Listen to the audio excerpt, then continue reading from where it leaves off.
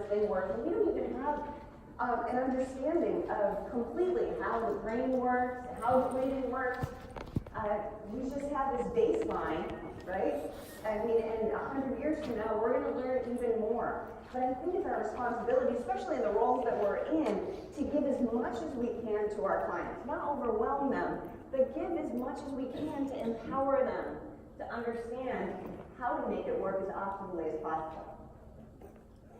So, obviously today we're talking about breathing, and everybody gets it, right? If you're not breathing, you're dead. But if your breathing if the quality of your breathing is compromised, then doesn't it stand to reason that the quality of your life would be compromised? But yet people think it's such a huge leap to go from no breathing equals dead to poor breathing. Maybe that contributes to mental illness, chronic pain, all kinds of things. Chronic pain, movement limitation, chronic illness, insomnia, mental illness, and obviously we covered death. But it really isn't a huge leap. So these are the systems that are influenced by breathing. And these are the primary systems influenced by breathing. I mean, breathing influences every system in the body. But clearly, the first one makes total sense, right? But we're going to spend a lot of time looking at how it influences how our bodies actually move. And so this is why breathing undeniably impacts how we move, feel, and think. And then, of course, how we're going to perform in our sports and life. I apologize. I feel like I swallowed like 3 cotton balls in my mouth. I'm trying to talk and I'm tripping over my tongue. Anyway, so let's look first at the impact on our physicality. And these are the things that I'm really going to focus on. We are going to talk about physiology, but these are the things that get me really excited. Because it's not a hard sell to explain to somebody that how you breathe can influence how you feel. Because how many times have you been told to take a breath to calm down, right? We all accept that. But how many times have you been told to breathe better to improve your shoulder mobility? Or your shoulder girdle stability, your scapular function. Our scalps have no choice but to ride on the position of our rib cage. What dictates the position of the rib cage? How you breathe. You don't have to believe me yet. We'll go through this a little bit more. But yes, all of these things, and we're going to look at these things, especially in the hands-on. But as I said, impact on physiology and psychology. Not a hard sell. But I'm going to go a little bit deeper and share some information about how this has impacted some of my clients as well as some of my family members as we get into it. But this truly is my goal. So by the end of today, after we go through this lecture and we do the hands-on, I want you guys to understand that breathing isn't always the only answer, right? It's not always the only answer. So I'm not telling you, work on your breathing and do nothing else. Don't ever lift a kettlebell again.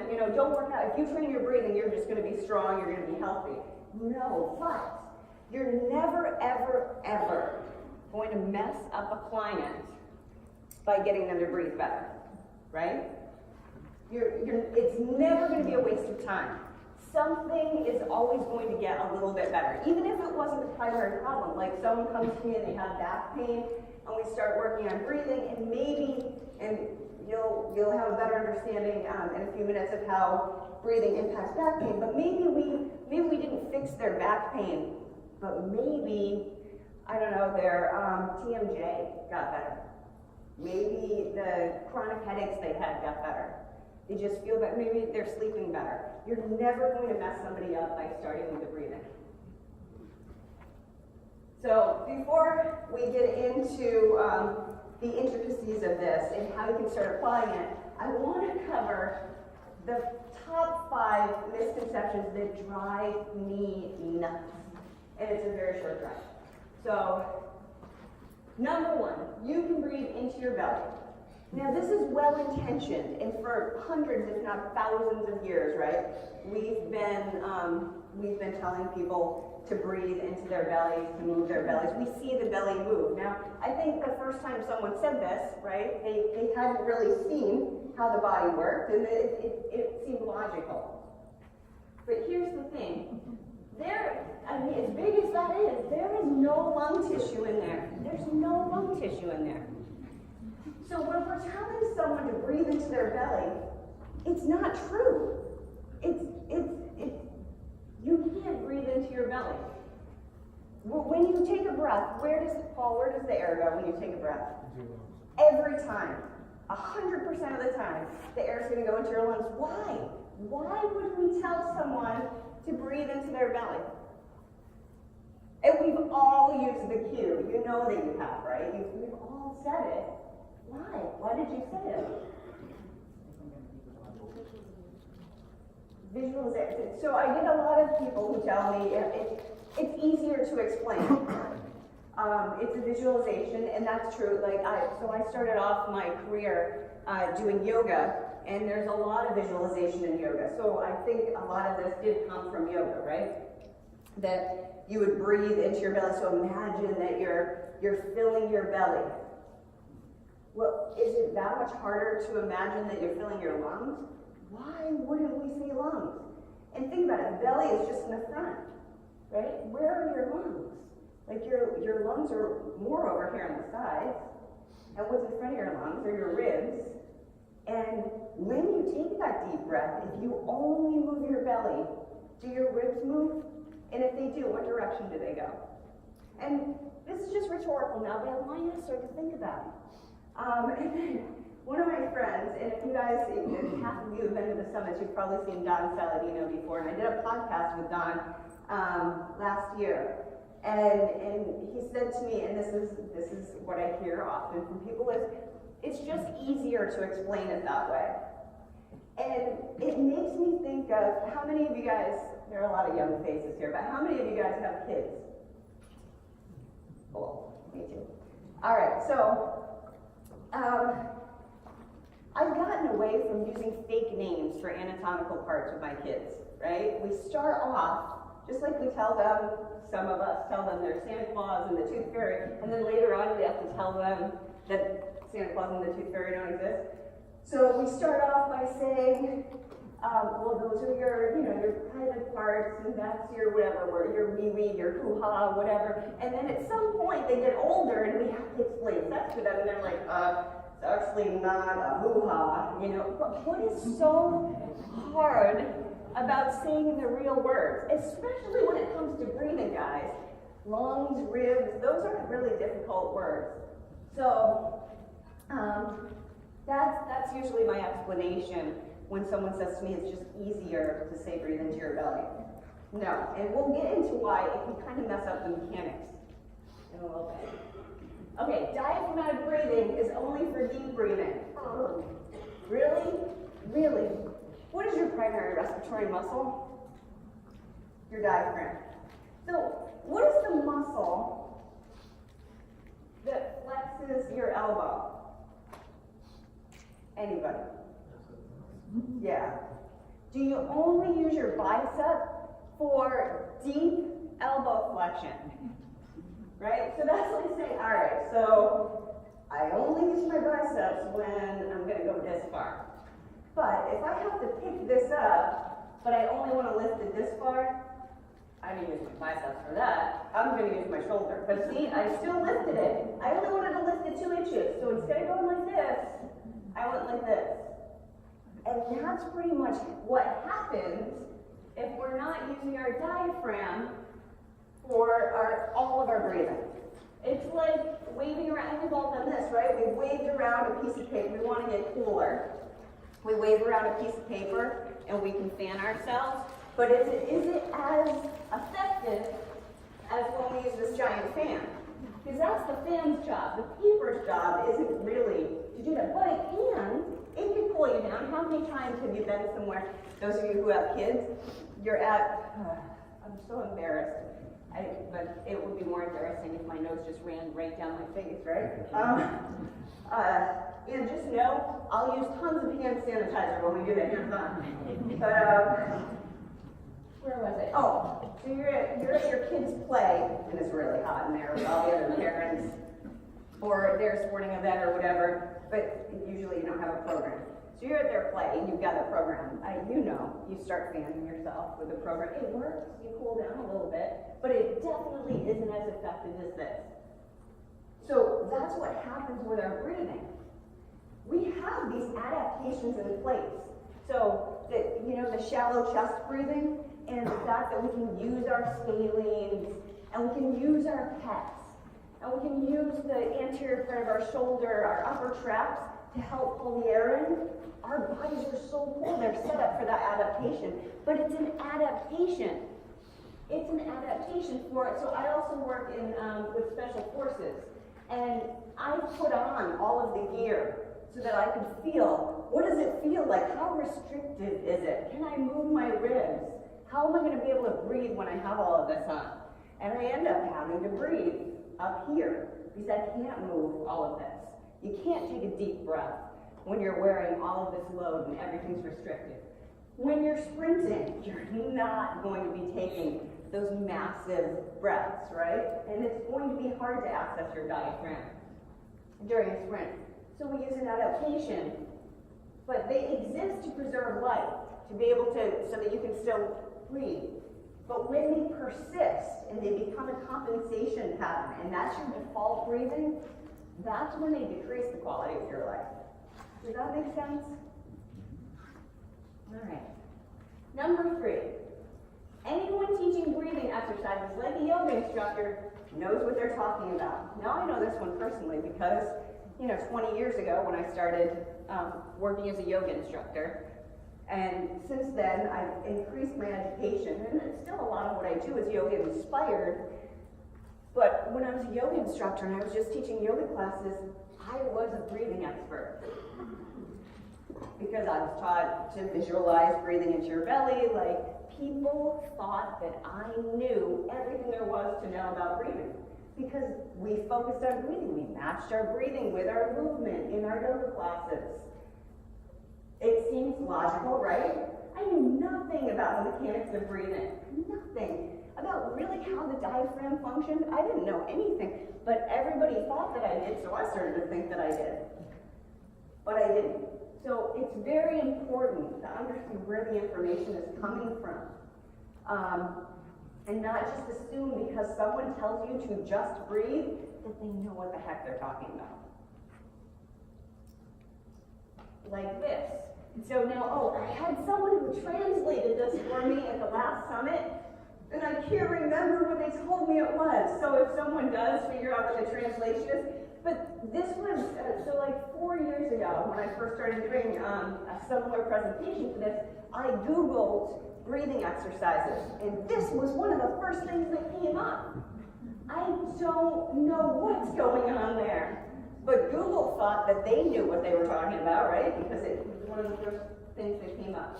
So we wouldn't trust that this should be, I hope we wouldn't trust that this is like the latest and greatest, breathing exercise. But yeah, someone has to tell me what that means again because it was pretty funny. All right, so number 4. This one I get a lot. This is the resistance that I'll get, especially in professional sports. Our body already knows how to breathe. It's an autonomic function, so we don't need to practice. There was and I'm not going to name drop. Because Paul had said, you want to name drop? No. But there was a catcher, pretty big deal catcher in Major League Baseball, who was actually, he would go through these cycles. He was very erratic in his moods. So he could be a major asshole or he could be super nice. And you never knew which one you were going to get. And one of the days, he came in, and I'm like, all right, hey, we're going to work on the breathing stuff. And he was like, dude, I'm not dead. So obviously I know how to breathe. And I'm like, but you're a massive jerk, so maybe you're not breathing right. And remember, it's the first thing we should start with. So, but no, I stayed away from him. But then it was later, probably like 2 weeks later, towards the end of spring training, he came back to me and he was like, somebody was talking to me about the exercises they did with you, and I want to try them. So it was one of those better days he was having. We went over it again, and he's like, oh my gosh, I feel so much better. And I saw even his face changed, right? Because this guy was in one of those patterns that is an adaptation, but now he was owning it. Everything loosened up, and he felt the difference. And then he came in after hitting, and he came in, he's like, oh my gosh, my swing felt so much more fluid, like why weren't we doing this all along? And I'm like, why weren't we doing this all along? But that's, a lot of times that's the argument, because they understand no breath equals death, but they don't get that compromised breath equals compromised quality of life. So sometimes your autopilot needs an override, right? So if autopilot gets stuck going this way, just like we were saying, then this isn't going to do you any good, and eventually you're going to crash. All right, so going back to, I had shown you this before, this is what happens. Thankfully, this wasn't what was going on with my catcher. He wasn't there yet. He was just at the point of, he was aggravated all the time because of poor breathing. All right, the last misconception. The most effective breathing exercises require special circumstances or tools. So this one, right, I'm going to work on my breathing, let me get my meditation pillow out, or, you guys have all seen this, right? Now I've seen this because I've taken 8 PRI classes, and I'm not saying anything bad about PRI because PRI was the eye-opener for me. And if you're not familiar with what PRI is, it's the Postural Restoration Institute. So I took 8 courses, and I took the respiration twice because there was so much information in there, and I wanted to know more. And then I also wanted to know, where did they come up with this? And then I started to go down more rabbit holes to figure out where they came up with all of this information and what it was based on. But remember where I work? With special forces and professional athletes and the WWE. If I started pulling out balloons in the weight room, sometimes we're in like the corner of the weight room, and I'm having to yell really loud because the rap music's so loud. And if I did this and we weren't making balloon animals, I would lose my job. Like, I would get kicked out of the weight room. It just wouldn't work. I had never, even after 8 courses in PRI, I have never ever had a client blow up a balloon. It just, in the context of my work, it's not practical. But that said, I respect what PRI is doing. And if you want to jump down that rabbit hole that I jumped down, go for it. But let me tell you that I have tried to do all that work for you. Because what I found is that by breaking it down to the lowest common denominator, and it's breathing, guys, it's not rocket science. It really isn't. I'm going to give you all the information that after all of this time, the 8 courses, and it's been like 6 or 7 years of putting this into practice now, that I figured out you could have the greatest exercise, the most perfect exercise for every individual client. And it maybe involves blowing up balloons and one foot just half a centimeter up the wall and the other arm over here. And it's going to make all kinds of great changes if they do that for 2 months every day, right? But how's that exercise going to be effective without compliance? And the more complex the exercise is, if you're not with that client every single day for the next 2 months when they're supposed to be doing it, how effective is it going to be? And when I first took PRI, I tried to implement their exercises because I do believe their exercises are very good. If I was a physical therapist or even an athletic trainer, but maybe not in the context, again, of the worlds that I work in, and I had all this time with my clients, maybe I could take them through the exercises every single day. Yeah, that would be great. But I couldn't. So what I tried doing was writing it all out, even taking a video of them doing the exercise on their phone, on the strength coach's phone, whoever, and showing them, okay, this is what you need to do. So I did that, and I remember coming back 2 weeks later to see a client who was supposed to be doing this exercise every day. And they were like, yeah, I've been doing it. I've been doing it every day. And I don't really feel a difference, but I've been doing it. And I said, okay, well, show me. And they did the exact opposite. It was very precise. They were doing everything right, except it was the opposite. So the foot that should have been up was they had their right foot up instead of their left foot, they had their left arm. So instead of unwinding the pattern and doing the right breathing exercise, they were feeding into their pattern for the last 2 weeks. And that's, at that point, that was kind of like my epiphany when I was like, I've got to figure out lowest common denominator so I can get compliance. That's too complex. Even though they did have the video on their phone, but didn't work.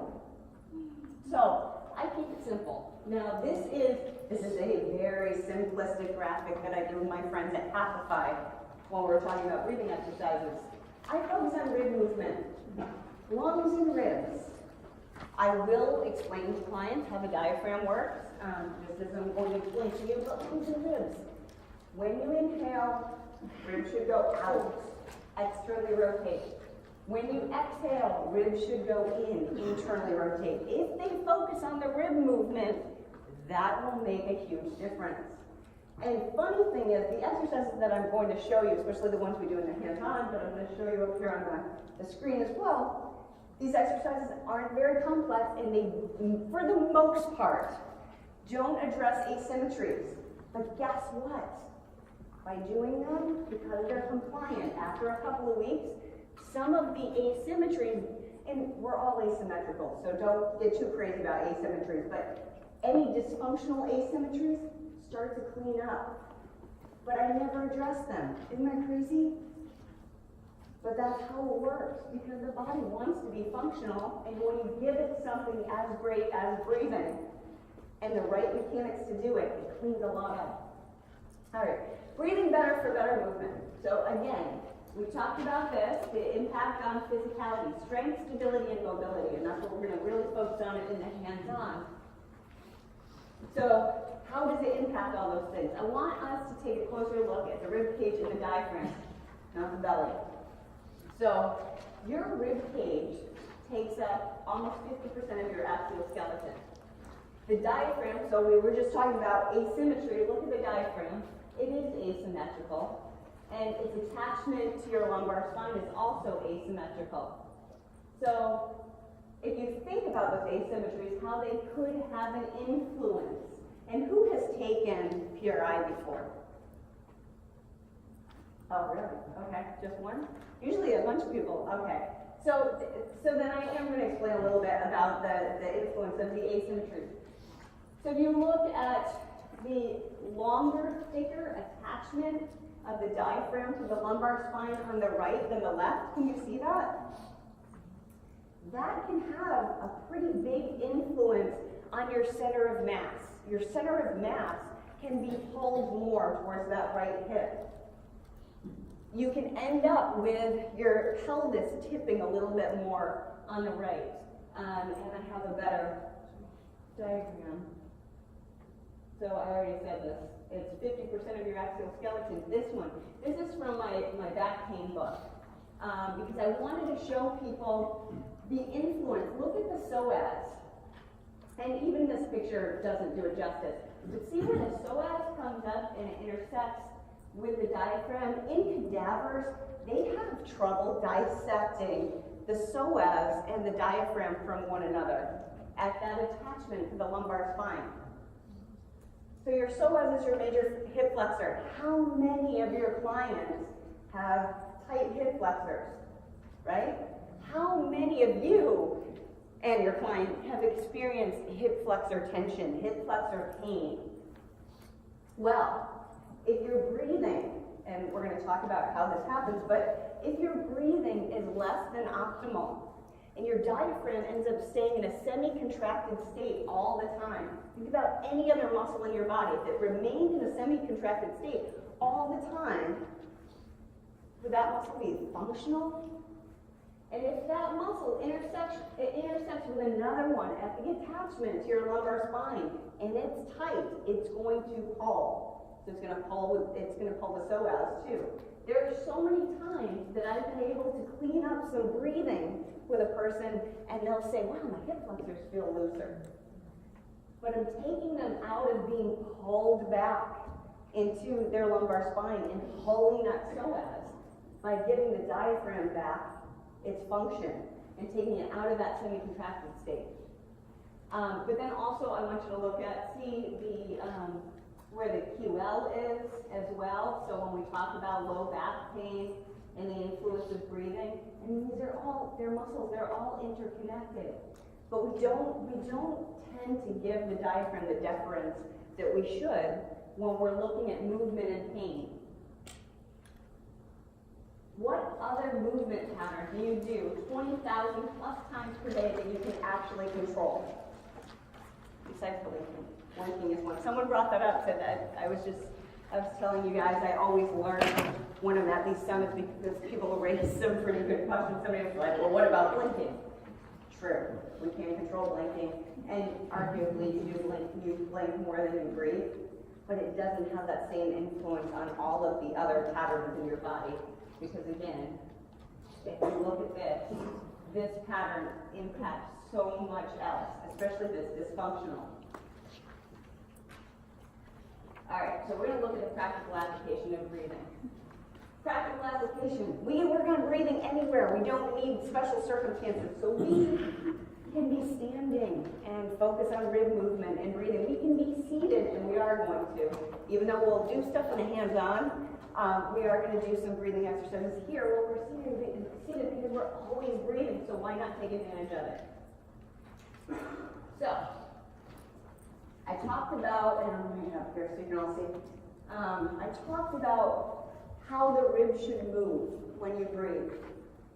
So when I put my hands on my ribs, we've got the split in our rib cage right here, these ribs are designed to move, guys. So, when I exhale, I'm going to internally rotate my ribs, bringing them in, back, and down. But I'm going to let all of the air out. And then, when I inhale, I want you to watch how my hands move on my ribs. What direction did they go? Out. Now, there is still a lift, and I'm not denying that these muscles will be involved. But we don't have to focus up here because they're automatically going to be involved. So we want to focus on this movement.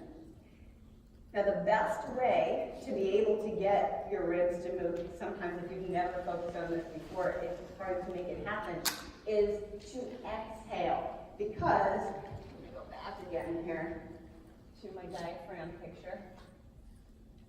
So this is a picture of the diaphragm in its relaxed state. And, you know, everybody always thinks about the diaphragm as one big dome. It's actually a hemi-diaphragm because it's got the double domes.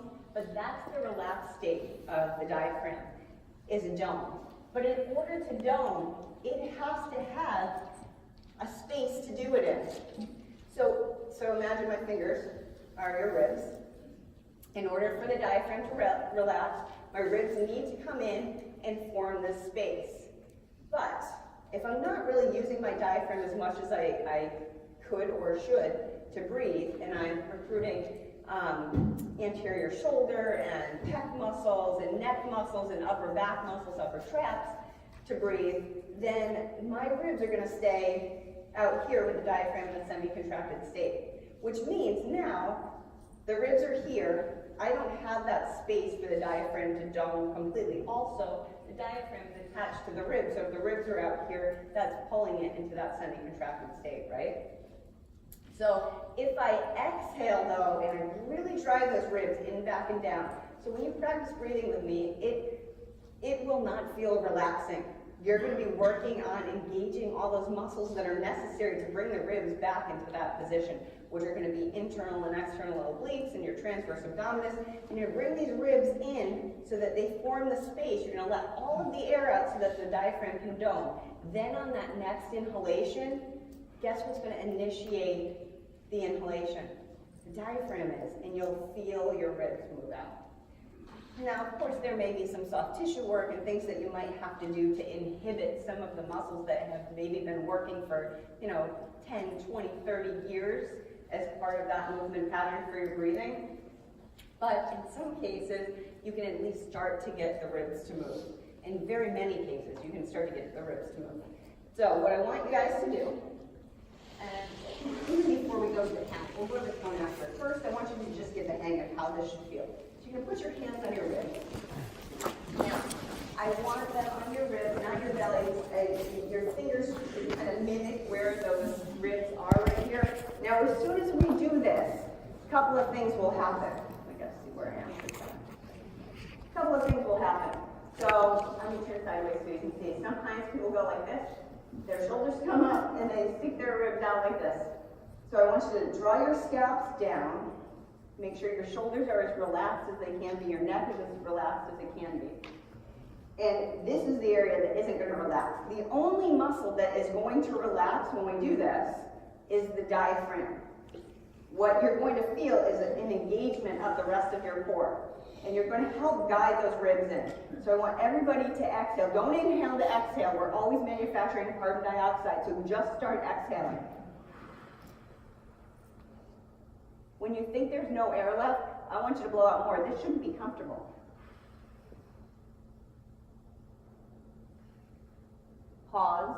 Don't breathe. You're not going to pass out. No one has yet. Now inhale, nice and slow. So inhale up. Did you feel it? You want like this. So try again. I want you guys, I'm not going to guide you through it this next time because we're not all on the same page and we're not like synchronized swimmers with our breathing right now. I want you to exhale, exhale, exhale. Try it 2 more times. Exhale, get all of the air out. You're never going to get all of the air out. Our body isn't designed to do that, but I want you to feel that you get as much of that CO2 out as you possibly can. Drive your ribs in, back, and down. Your core should turn on. And if I see you start to slump a little bit, I'm all right with that. That's okay. And then see if that next inhale, nice and slow and controlled, makes your hands move out.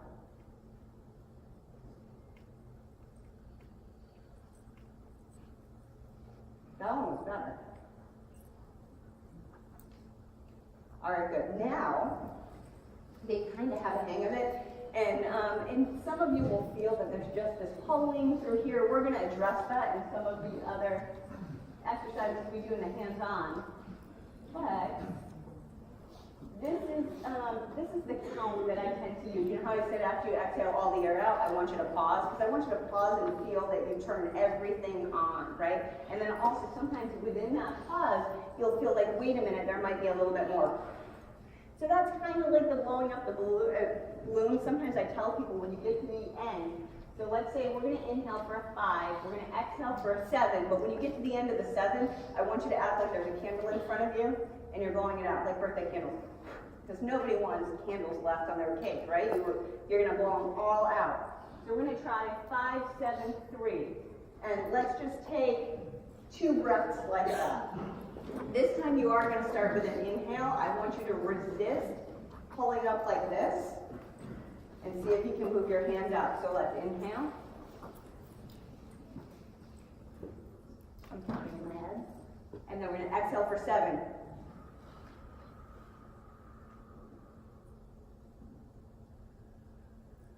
Blow out more. All of it. Good. Now inhale. 5.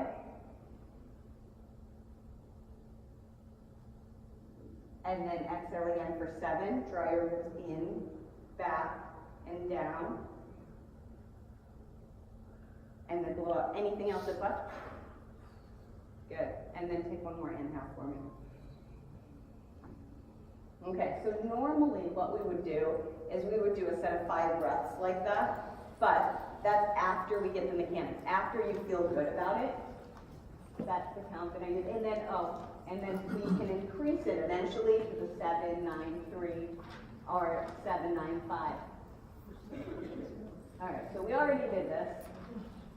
Sorry, I wasn't able to bring it up so I could see what slides were coming next. Yes? I got a question. I'm not sure if I missed it, but the 3s at the end of the first 2 counts, what are those for again? That's the pause. That's the pause. It's just a little pause. Or it's that blowing out if you feel like there's still air there. So initially, you forego the pause for extending your exhale beyond the count. So just extending the exhale.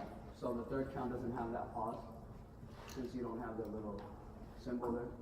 So once you've gotten it, once you're sure by the end of your 9 exhale that all of the air is out, yeah, once you've mastered it, you can do 7, 9, 5. Yeah. Thank you. So this is the primary exercise that I use. Oh, sorry, go ahead. Just a question. So are you always going to inhale through your nose and out through your mouth? Or do you change it? Does it matter? That's a good question. So right now it's hard for me to inhale or exhale out of my nose. But in general, we try to inhale through our nose and exhale through either our mouth or our nose. When I practice it personally, and a lot of my clients, when they practice it, they tend to exhale out of their nose because they feel like they can pace it, but the exhale out of the nose isn't as important as the inhale through the nose is. Because when we inhale through the nose, geez, I'm having a senior moment. We have, gosh, I really am having a senior moment now. There's a vasodilator, but why can't I remember the name of it? Mike, do you know, what is it that we, yes. Thank you. Nitric oxide that we get from our paranasal sinuses. And we're pulling that down into our lungs, and that's a vasodilator. So it's going to give you better oxygenation. So that's why it's important to inhale through your nose. But I've worked with a ton of hockey players who've had multiple broken noses, and it's really difficult for them to breathe in and out of their noses. And they're still alive, and they're optimizing their breathing, and they're moving their ribs, so they're breathing in and out of their mouth. But if you're capable of inhaling through the nose, that's why you want to do it. And then, like I said, exhaling through your nose can sometimes help you feel like you can get that control, because otherwise, we have this tendency out of our mouth to just blow all the air out. So if you're trying to do that 9 count for an exhale and you want to extend the exhale, because when you extend the exhale, you're giving yourself more opportunity for the ribs to come in and the diaphragm to come into a full dome. And that's one of the primary reasons for doing that. So, does that make sense? Okay. This breathing bridge. So this is the exercise that I use with every single client. It doesn't matter what sport they're in. It doesn't matter if they're a child, an adult. It's not like a true glute bridge. You notice even the way that this is drawn, I don't have the hips up very high. What I'm trying to do is actually, it's almost like a posterior pelvic tilt, because I want to use transverse abdominis and glutes more than hamstrings to actually lift it up. You're going to feel it when we do the hands-on, but we didn't talk about this a lot, just because this presentation isn't long enough to go over all of this. But when I listed all the different ways that breathing can impact your physicality, I did say pelvic floor strength. The respiratory diaphragm in the pelvic floor, and the pelvic floor is also often viewed as a diaphragm, they work in sync. So when the respiratory diaphragm contracts, the pelvic floor relaxes, and vice versa. But in order for that to work well, they have to be lined up. So if you look, when we're in this position, I'm trying to line up the pelvic floor and the diaphragm. Now, this isn't something that I generally explain to all of my clients, although like some of the NBA players and the NFL players, who really want to be able to jump high, we do talk about pelvic floor strength. And any of my friends who, like me, have had multiple children, we understand how important pelvic floor strength is. So, how many clients do you have who look like this? We've got our anterior pelvic tilt and our ribs flared out like this.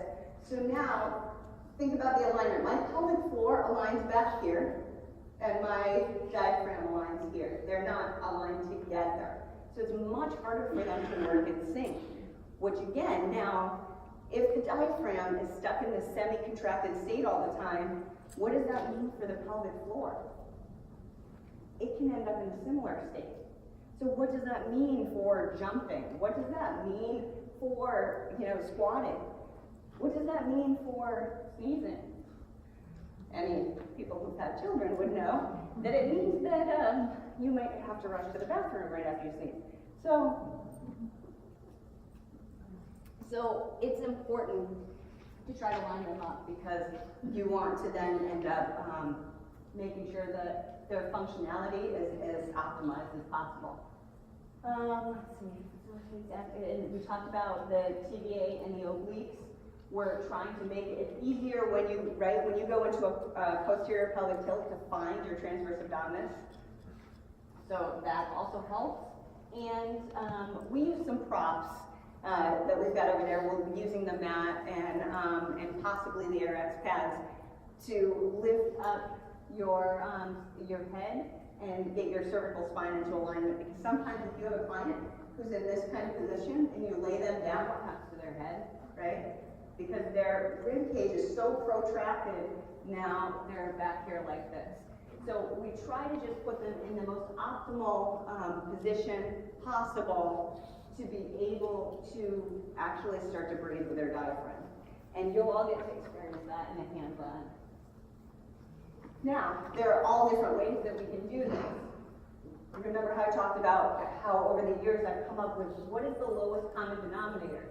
So here I am with a bunch of primarily Dominican players. This is in Fall Instructional League.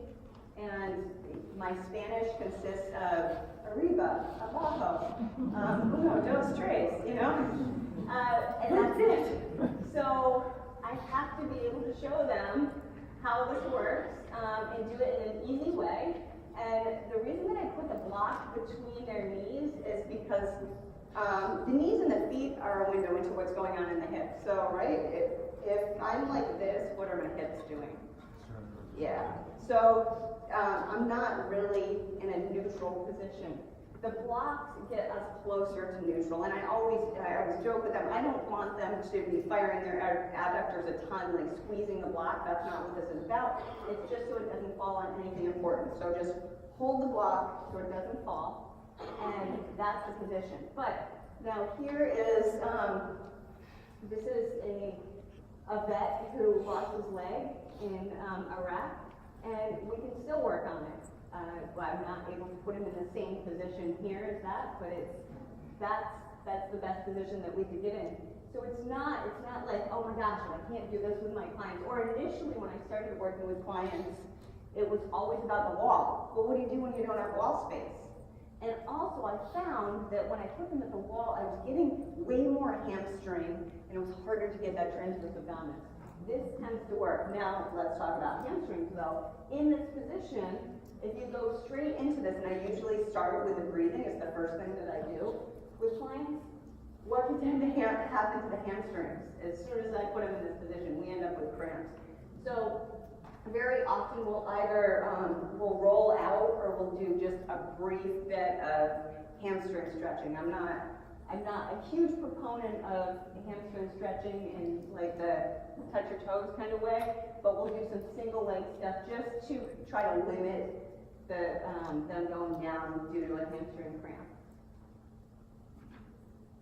But now, leveraging breathing mechanics and rotation, and we're going to go over this again more in the hands-on. But in here, this is from a couple of hands-ons that I've done. I think this was a summit, and that was at TPI. And we're going to be doing this double bent knee twist that we're doing on this side. So in this position, we're leveraging the mechanics of our breathing and our rib movement, so rib kinematics for better T-spine rotation. It really cracks me up when you have someone who says, yeah, I specialize in working on separation of upper and lower body and T-spine rotation. I'll hear that a lot with guys who are like, yeah, I'm working with some pro baseball players and we're working on that T-spine rotation for a better swing. And I'll say, okay, what are you doing with breathing mechanics? And they're like, well, we breathe. Okay, great. 12 of your ribs attached to your T-spine. So if your ribs don't move, then you're not going to get the best possible T-spine rotation, right?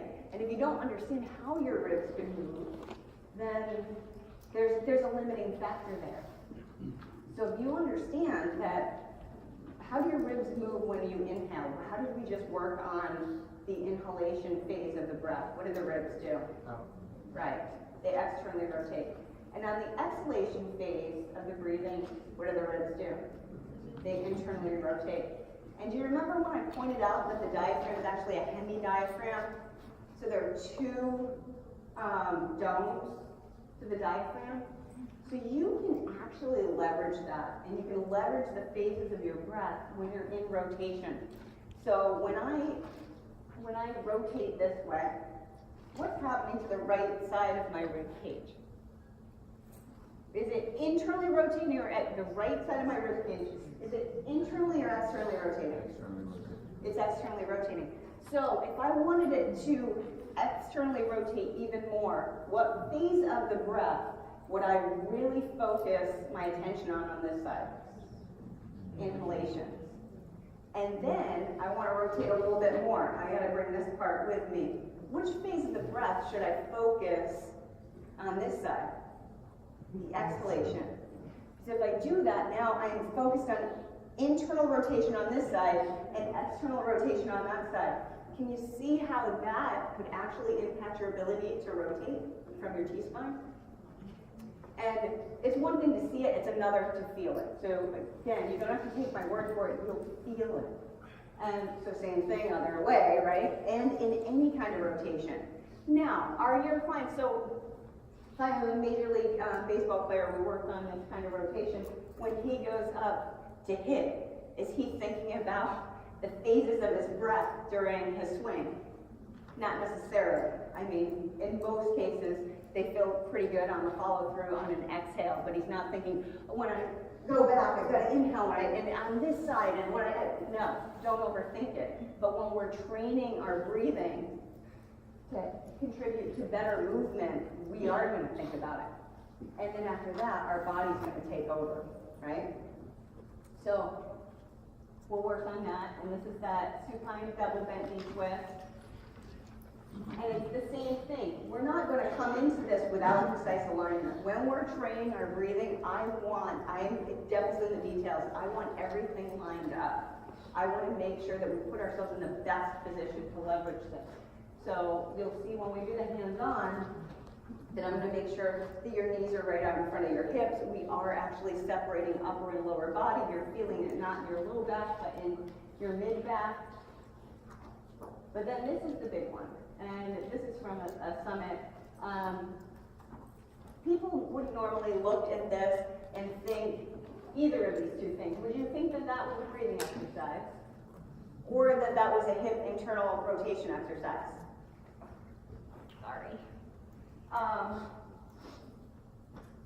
In most cases we wouldn't. But this particular exercise I use, and we'll do it as a side plank as well, I use this as a breathing exercise as well as an exercise that impacts internal hip rotation. I am so mortified by the fact that I'm going to avoid blowing my nose because I'm mic'd up and that would be disgusting. But Parents in the audience don't mind. but we're all human and we all have these meat suits and sometimes stuff comes out of our nose. All right, so guys, but back to this. So this is usually, especially for the goaltenders that I work with and the catchers that I work with, one of the guys calls it the drop the mic moment. We test internal hip rotation, then we do this exercise, then we come back and we retest internal hip rotation. And when I say test, I'm not, I'm not a physical therapist, so we're not doing specific tests. It's more of I'm going to just see how my hips move internally. I'm going to do the exercise, then I'm going to drop back down and I'm going to see how it moves and see if the fluidity changes, if I get greater depth, and we'll be doing that in the hands-on, and it changes things for the majority of people. So I'm really excited to share that with you. And the reason being that if I'm in this position and my ribs are up here, are my ribs in the right position? Am I actually lengthening my core here? What did we talk about between the relationship between the psoas and the diaphragm? So when you change that and you put the rib cage in a better position, I'm giving all of these muscles better function and I'm giving them back to their primary roles. So the same thing happens with, and I want to go back to the Dominican baseball players, because I forgot to tell you something here. Wait, did I already pass them? There, here we are.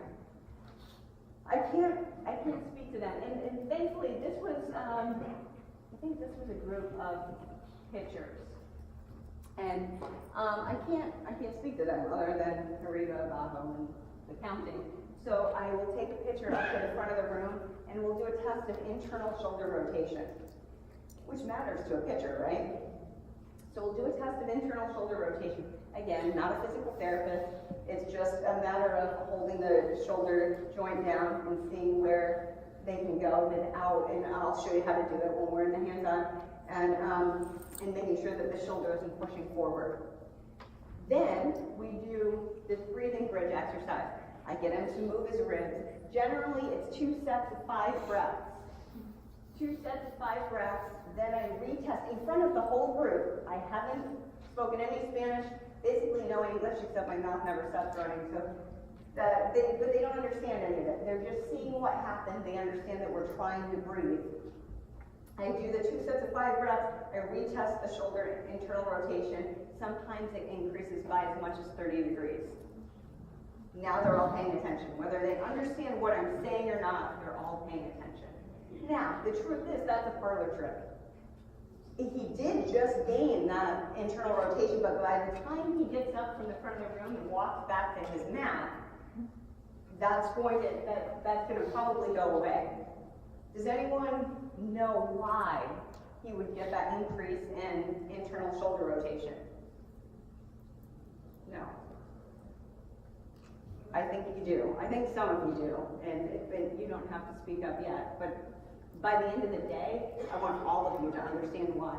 Because if my athlete is in this position, your client is in this position, and they have been breathing in a compensatory pattern that's really meant to be an adaptation. So it's shallow chest breathing, and they're using anterior shoulder, they're using neck muscles, they're using upper trap muscles to breathe for them.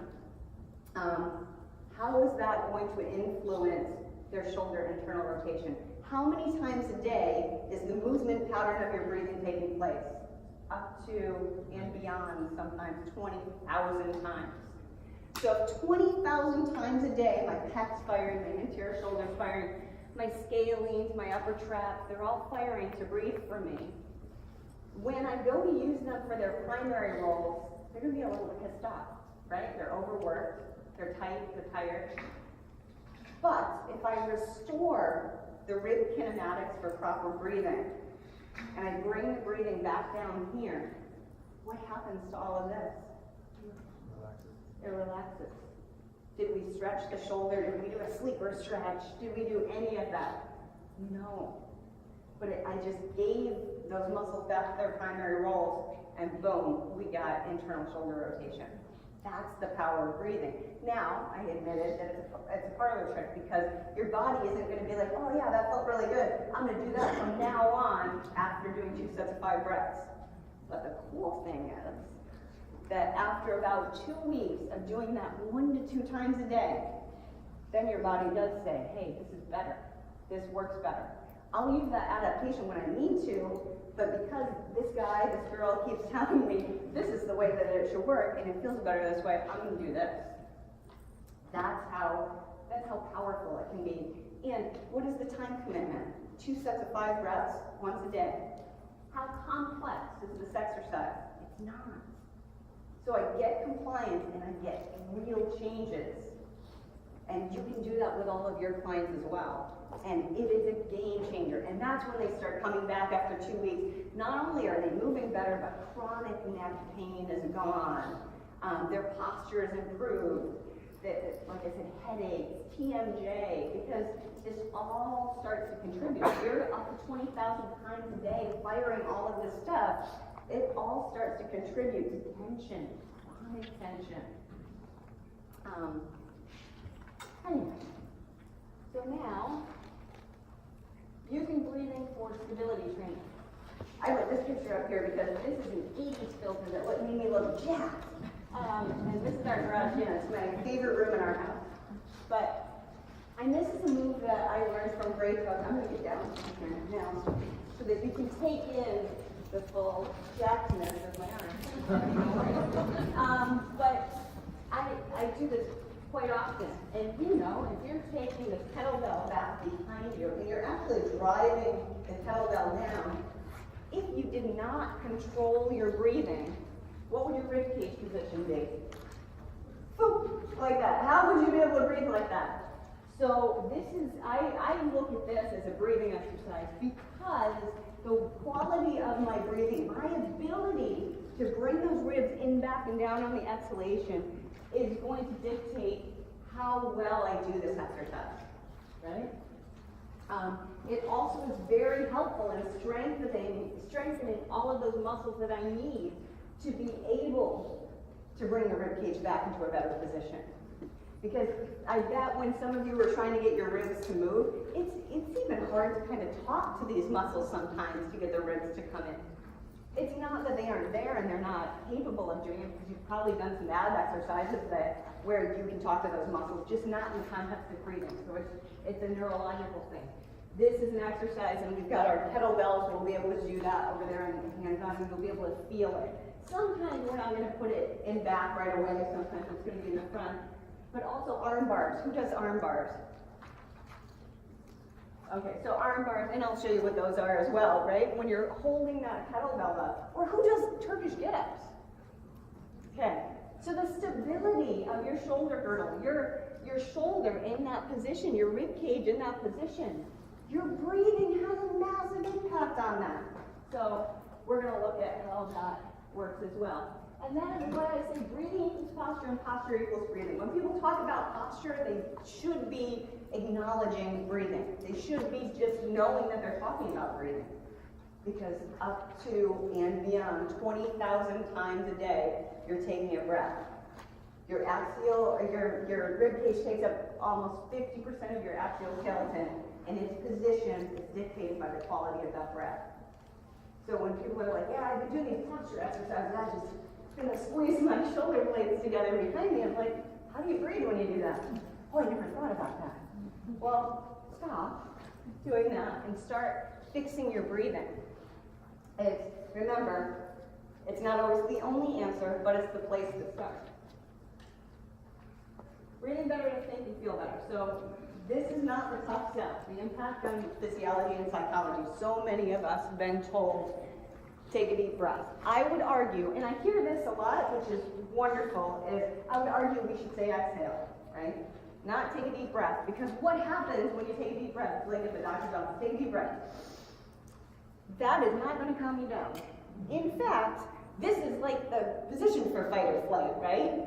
And breathing is the only aspect of our autonomic nervous system that we can actually control. And in turn, it controls virtually everything. So breathing is like this key to get in there and be able to control all the other aspects of our autonomic nervous system. We can slow down our heart rate, and we can control our blood pressure, all through how we breathe. But I get a little bit upset when people talk about this part and they don't talk about all that stuff we just talked about in the beginning. Because what good is just breathe if your friggin' ribs don't move? Right? Just breathe. If somebody is just breathing to calm down and their breathing is like this, that's over breathing, and that's not going to have the same impact.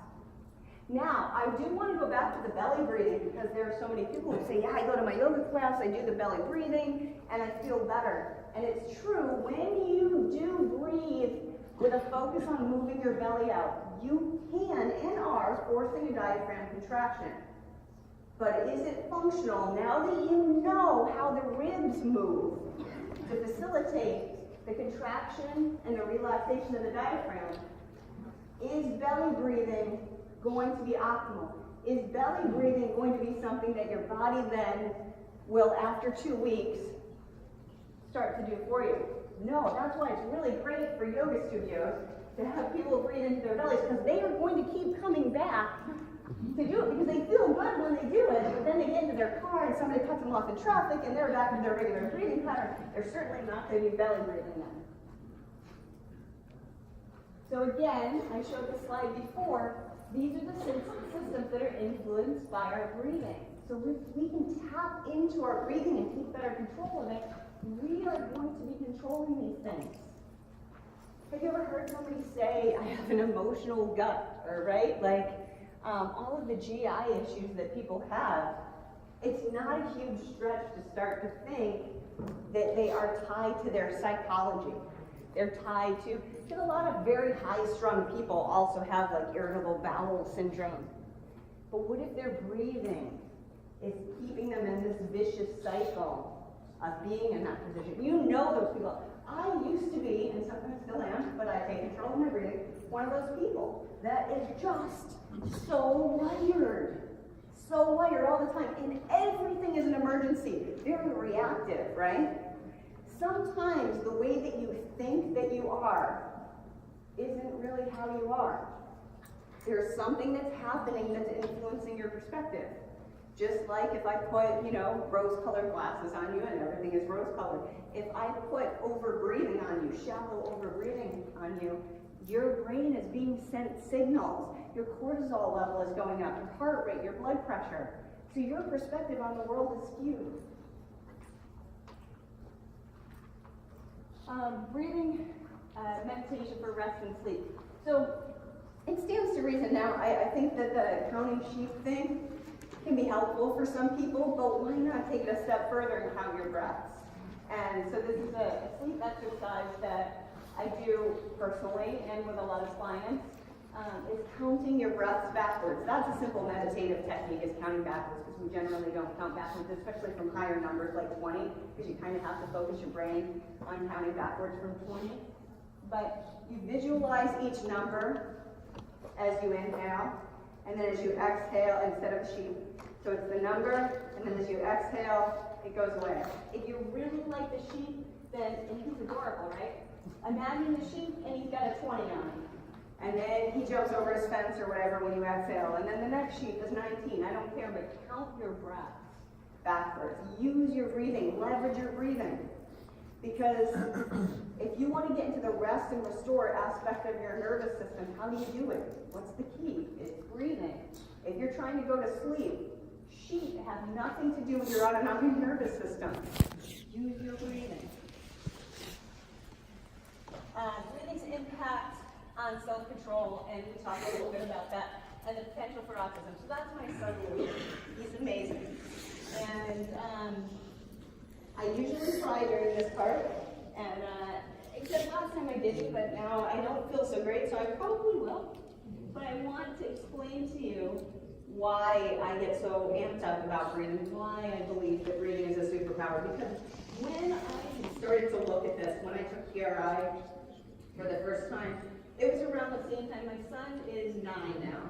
It was around the same time, he was about 9 months old when he was first diagnosed with autism. I knew something was wrong. He's my youngest. I've had 2 other children besides Luke. And for those of you, a bunch of you would raise your hands, you have kids, they look at you. When they're first born, they gaze into your eyes like you're locked. You're like, I know I'll do anything for this kid. They're gazing up at you like you're the be-all, end-all. My son didn't do that. He wouldn't even open his eyes. And come to find out, he wouldn't open his eyes for the first 4 days of his life because it was overwhelming. If you know anything about autism, and it is a spectrum, so there are all different degrees on the spectrum, but sensory processing issues are a huge part of it for most anyone who has autism. So taking in all of this information all at once was really difficult for him. And as he got older and he started to eat real food, well, before I get to that, I want to tell you, he perfected the Heisman. I don't know, he was like 3 weeks old. He never wanted to be held. And he would do this to me, and so we would try to make jokes because you try to manage, right? It's really hard to breastfeed a kid who's doing this to you. But he loved staring at the fan.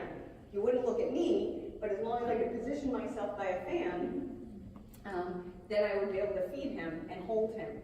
But that was the only time, as long as there was a ceiling fan. So we had a lot of ceiling fans put in our house. But it was around 9 months that he got this diagnosis, and I learned everything I possibly could about autism. Now, one of the hallmarks of autism, again, it being a spectrum, but this is one of the hallmarks of a lot of people on the spectrum, is toe walking. What happens as soon as I go up on my toes? What happens to my rib cage and my pelvis?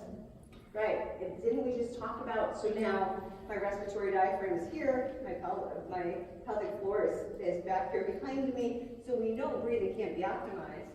But then also, if I'm in this position, I'm going to have to adapt, right, and start to breathe up here, which means I'm going to have a shallow, quicker breath that's going to contribute to over-breathing.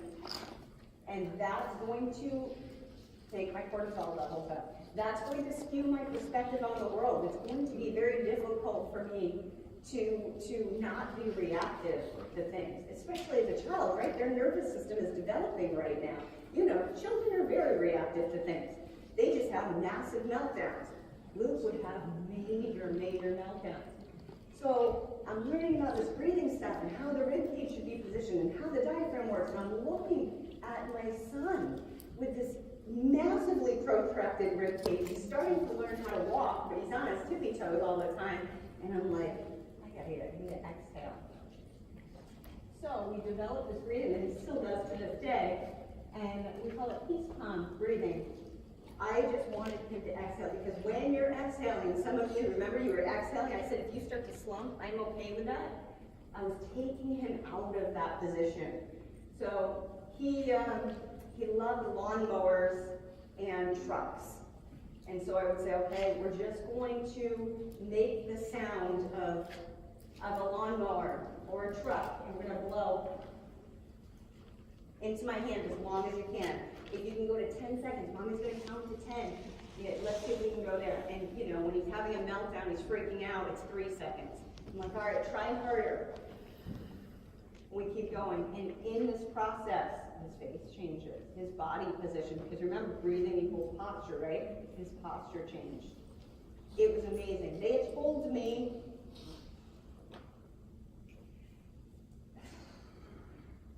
that he might never talk, that he'd have to go to a special school. I'm the coach of his basketball team. I'm missing that right now, by the way, to be here with you. But my husband's the assistant coach, so that's all right. But he rides a skateboard. He just got a skateboard. He rides a skateboard around. He did a ton of therapy. I'm not saying that breathing was the only answer, but man, it was a huge one. Huge one. Changed his life. Changed his future.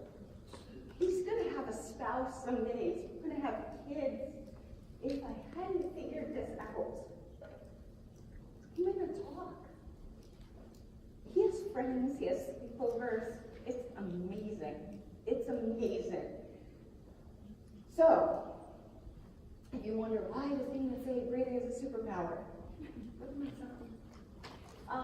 For some more on this and the complete instructions for this particular exercise, I'm also a yoga expert for CNN, even though a lot of what I write about is kind of anti-traditional yoga. It's more about mobility and science and breathing kind of thing. But I did a story on how yoga should be approached in school. And actually Greg Cook, I interviewed him for that story. And so he had a lot of really great input as well. But the instructions for this breathing exercise are there. It's if you Google Beyond Namaste, or just the benefit of yoga in schools with either my name or CNN, it should come up. So Mike Boyle would recognize who this is. One of my very first clients, and actually my first introduction to Mike, although back then I was doing traditional yoga, and Mike had just published a blog that said yoga is shit. So that was great. We've since come a long way. Now I'm kind of like yoga is shit. And he's like, oh, you should do some static stretching. So it's really kind of things changed. But he was Timmy Thomas's strength coach at the Boston Bruins, and Timmy was one of my very first clients. And remember, back then, right, I was an expert on breathing because I knew yoga. I thankfully didn't hurt him with anything that I did, but I did know that there was something to this breathing, and I also knew that Tim needed to focus on it a little bit more. And so we did a lot with breathing exercises. So I'm not saying that the traditional exercises, and I was telling Tim to breathe into his belly. I'm not saying that they can't have a place, that they can just be a little bit better, right? But Tim would always say to me this breathing thing. Like I remember one time he came in to work with me, he's like, I had a dream about you. And I'm like, I don't think I want to hear this. But he's like, no, you kept telling me to breathe, and I should be breathing in and out of my nose. And he's like, I can't do it. And then he said, I reached up in my dream and I had on one of those big red foam clown noses. And I took that off and then I could breathe. But so I got into his head. He was thinking about the breathing. And then he would tell me that he felt like he'd slow everything down. He loves Star Wars. So he would be like, it's like I have the Force. I don't care. That's awesome. I love Star Wars too. So breathing gave him the Force. And he was a force to be reckoned with. I mean, they won the Stanley Cup. I got to go to the Stanley Cup party. I went to the NHL awards with him. He won the Conn Smythe. He was on the All-Star team 2 years. Went to the Olympics. It's a superpower. And it's the most important aspect of recovery. So we're not doing bridge breathing here at the end of a session with a group of guys. This is during spring training at the Phillies. We are just focused on finding your breathing, following your breathing. It's the most profound connection to the present moment. It's always there in the present moment. Because when we're stressed, are we worried about something that's happening in the present moment? And then if something's happening, like you're in a burning building, you should be in your fight or flight, then you should be stressed about it. But usually if you're just sitting there and you're stressed, you're thinking about something that hasn't happened yet, or something that already happened. So what is the connection to the present moment? Always the breathing. I did want to do this breathing meditation. I'm afraid that we're not going to be able to do the breathing meditation during the hands-on because Todd Durkin is really freaking loud. So,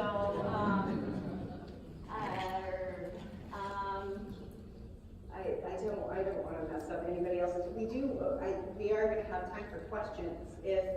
If you guys have a ton of questions, we won't do this meditation, right? Don't we have time? Isn't there time allocated for questions now? Right? Where are we? All right. We do?